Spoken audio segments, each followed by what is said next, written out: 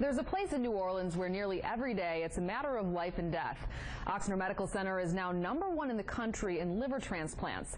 Tonight, Tan Trong takes us inside that tense and time-sensitive world and also shares a personal story that may make you think about visiting your doctor.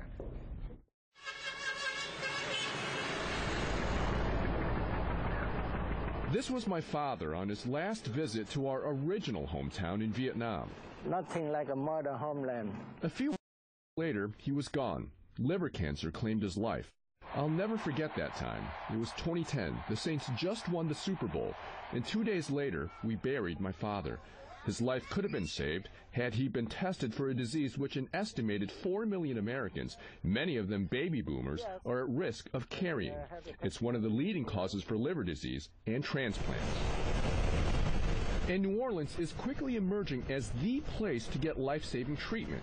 This private plane is delivering a vital package, and there's no time to spare. Minutes count. With those organs, minutes count. Inside that box and on the broad shoulders of organ procurement coordinator Terrence Bell is a liver heading to New Orleans to be transplanted. Liver's on the ground. I'm leaving the airport. The destination, Ochsner Medical Center, where more liver transplants are being performed than anywhere else in the United States. It's really life or death.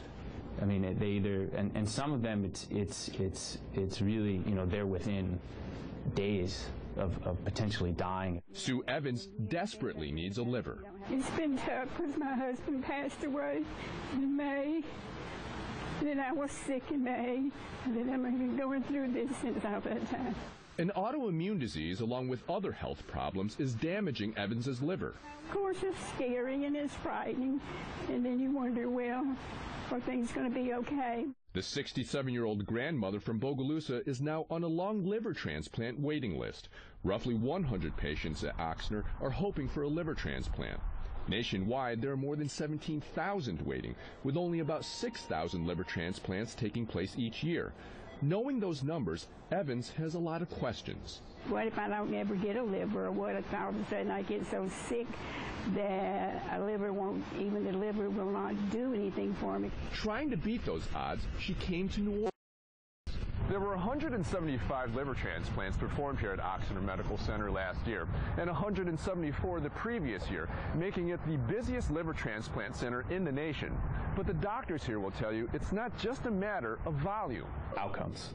People surviving. People surviving, and I think it's not just people surviving, but it's things like complications. So the complication rates are presumably lower. People are getting out of the hospital faster. Dr. Trevor Reichman is a transplant surgeon at Ochsner. He says statistically the chances of a patient getting a liver transplant and then surviving are among the highest at Ochsner. And with so many patients praying for a liver, New Orleans is emerging not only as a tourist destination, but a place where lives can be saved. Many of our patients come out of state. In the past year, we've had a number of patients come in from California, from the Northeast. We have international patients. Dr. Nigel Giergra is the medical director of Ochsner's multi-organ transplant program. He's also a liver specialist. About 50% of the liver transplants we do are for end-stage liver disease due to hepatitis C. Like my father, few people ever know they're carrying the hepatitis C virus because it has few obvious symptoms, and the ones that do show up, like fatigue, are often too common to cause alarm until it's too late. Historically, there's been underappreciation of risk factors for hepatitis C, and I think new screening guidelines are suggesting that baby boomers, all baby boomers, get tested and screened for hepatitis C. Giergra says early screening can save lives, but liver problems often start in benign ways. I was very tired. That's the main thing. In December, 58-year-old Susan Smith found herself at Ochsner needing not only a liver transplant, but also for her kidneys. Unlike many patients who never survive long enough to get a transplant, Smith waited only 11 weeks to get another shot at life. Inside your body, there's another person's organ that now helps you survive. I mean, how do you process that? That might be the hardest thing. It is difficult sometimes to think about, and I do think about the donor. I don't know who the donor was. But whoever it was in their family, I'm very grateful to them. They saved your life. Yes, yeah. They saved my life. Steve Hout probably understands how that feels more than most. He's been piloting missions to retrieve livers from donors for more than a decade.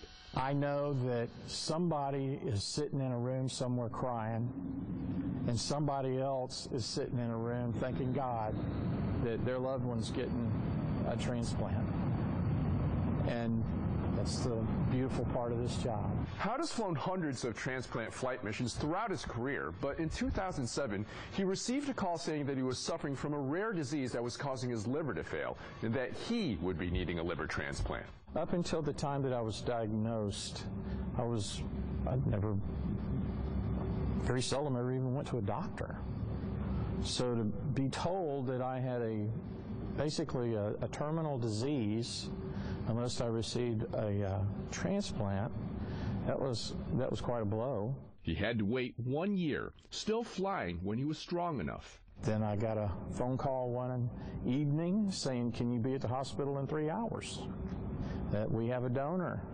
So I called my boss, John Roach, who owns the company, and told him they had a donor for me, and he said, "Well, you go to the airport and you get an airplane and you fly yourself to New Orleans, and we'll come get the airplane when we can." So many lives have depended on his piloting, but on that particular flight, it was his life on the line. When he arrived at Oxnard, the team he was so used to working with began working on him. I'm still on the green side of the grass and very thankful to be here. About 75% of patients are able to live 5 years after a liver transplant, and there can be risks with organ rejection and other complications. But for the fortunate survivors, I thank God every day, and I thank the people around me who have helped me. I'm not the same person. I live every day like it's my last one.